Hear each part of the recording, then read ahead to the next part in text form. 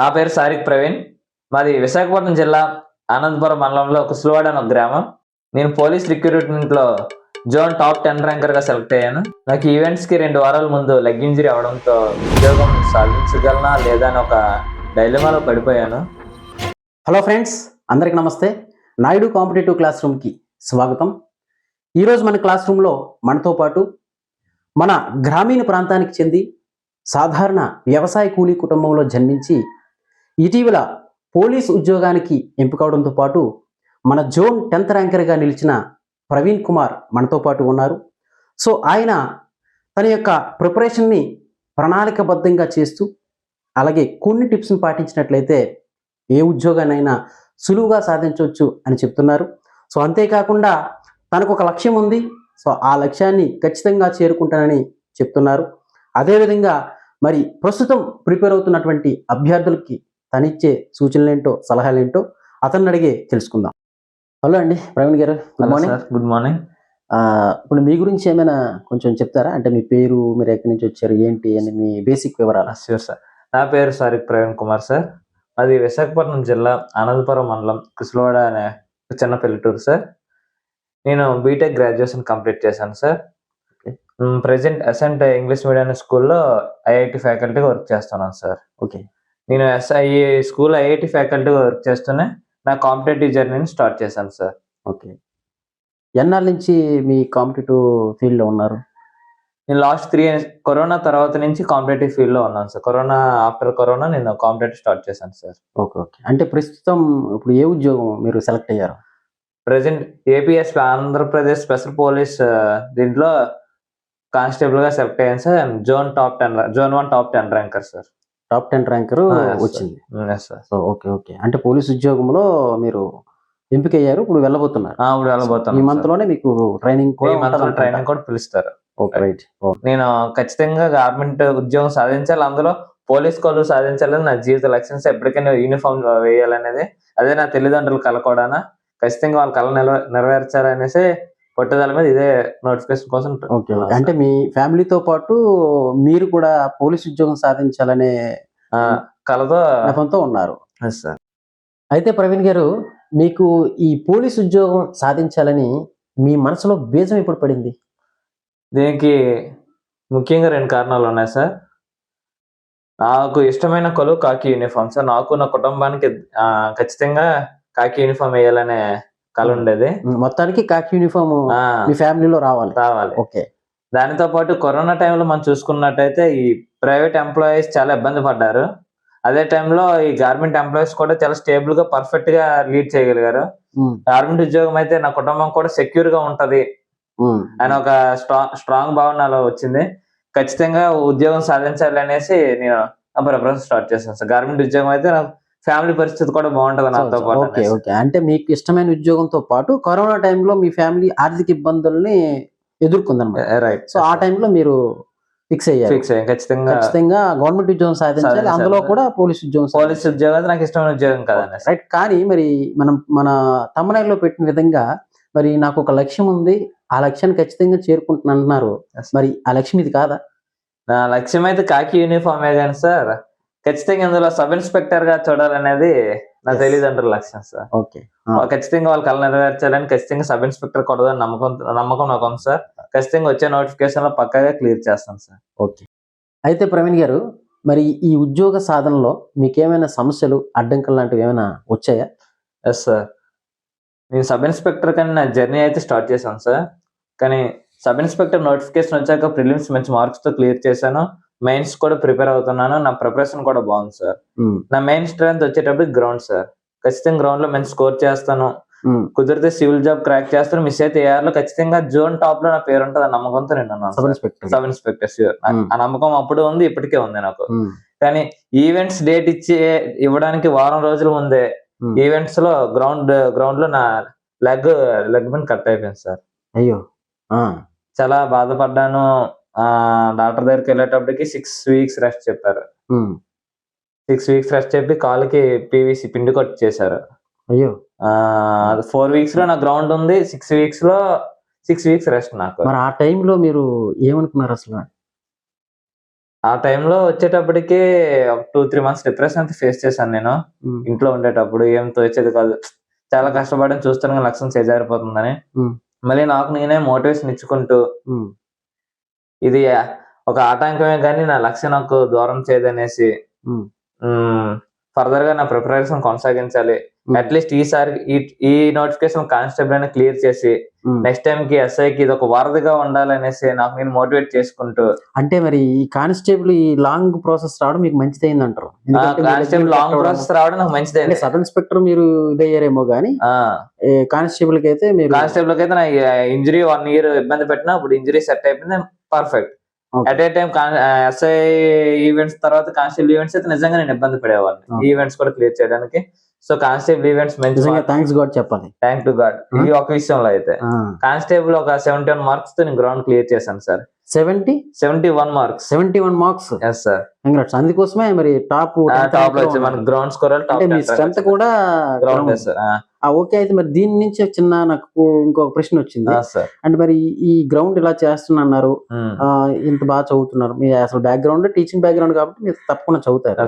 So మరి ఇందులో ఈ ఉద్యోగం రావడానికి గానీ ఈ ప్రాసెస్ లో గానీ మీకు ఎవరైనా ఇన్స్పిరేషన్ ఉన్నారా? అంటే పలానా వాళ్ళు ఉన్నారు, పలానా వాళ్ళు ఉంటే కొంతమంది అంటే ఫ్యామిలీ మెంబర్ అవ్వచ్చు, పై వాళ్ళు అవ్వచ్చు, ఎవరైనా ఇన్స్పిరేషన్ ఇవ్వటం కానీ మీకు ప్రేరణ చేయడం కానీ మీ ఉద్యోగంలో సహాయపడడం కానీ ఎవరైనా ఉన్నారా? Sure sir. నాకు ఉద్యోగంలో సహాయపడేది ప్రేరణ ఇచ్చేది అనేసి కొంత వ్యక్తులు వచ్చేటప్పటికి ఖచ్చితంగా ఇప్పుడు నా ముందు మీరు కూర్చున్న మీరు కూడా నాకు మోటివేట్ చేసేవారు సార్. ఈ ఇంజరీ టైంలో కూడా రెగ్యులర్ కాల్ చేస్తూ లేదా ప్రవీణ్ పర్వాలేదు కమప్ యూ కెన్ డూ అనేసి మీరు మోటివేట్ చేసేవారు. అలానే ఫ్రీ ఆఫ్ అకామిడేషన్ రూమ్ కూడా మీరు ప్రొవైడ్ చేశారు ఆర్థిక ఇబ్బందులు చూసి. మీతో పాటు బిఎస్ఎన్ బేకరీస్ బ్రదర్స్ కూడా నాకు ఫ్రీగా 1 year రూమ్ ప్రొవైడ్ చేశారు సార్ చదువుకోవడానికి. BSN bakeries brothers. And next వచ్చేటప్పుడు నా ఫ్రెండ్స్ కొంతమంది ఉన్నారు నన్ను ఫర్దర్ గా మోటివేట్ చేసేటప్పటికి. చిట్టుబాబు, రాజు అనేసి కొంతమంది నన్ను బాగా మోటివేట్ చేసేవారు సార్. పెద్ద ఇంజరీ కదా, యూ కెన్ డూ ఇట్ అనేసి. గ్రౌండ్ ఉన్నా లేకపోయినా సరే ఈవెంట్స్ పర్పస్ ప్రిపేర్ అవ్వకుండా బాడీ స్ట్రెంథనింగ్ మీద ఫోకస్ అంతా పెట్టాను. మన బాడీ ఫిట్ గా ఉందనుకోండి ఆటోమేటిక్ గ్రౌండ్ అదే రిజల్ట్ వస్తుంది. నెక్స్ట్ గ్రౌండ్ ఈవెంట్స్ ఎప్పుడు ఇస్తారని డేట్స్ కోసం వెయిట్ చేయలేదు ఈ రోజు.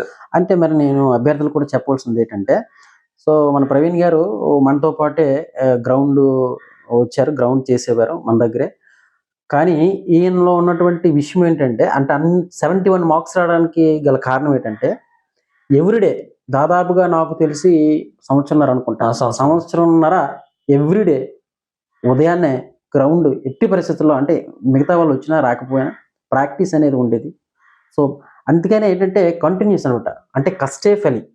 మనం మిగతా వాటి గురించి ఆలోచించుకుని అంటే గ్రౌండ్ అంటే ఈ కానిస్టేబుల్ నోటిఫికేషన్ చాలా లాంగ్ అవుతుంది, వస్తుందా రాదా, ఎప్పుడు పెడతారు గ్రౌండ్ అనే తద్దిన భర్జనలో చాలా మంది అభ్యర్థులు ఉండిపోయారు. కానీ మనోడు ఏం చేశాడంటే రెగ్యులర్ గా సంవత్సరం పాటు పరిగెడితే దాని ఫలితమే ఇప్పుడు 17 marks. అంతే కదా? తప్పకుండా సార్. దానివల్ల స్టడీ ప్లాన్ ఏ విధంగా ఉంది, అలాగే గ్రౌండ్ ప్లాన్ ఏ విధంగా ఉంది, ఈ టిప్స్ ఏటిని పాటించారు?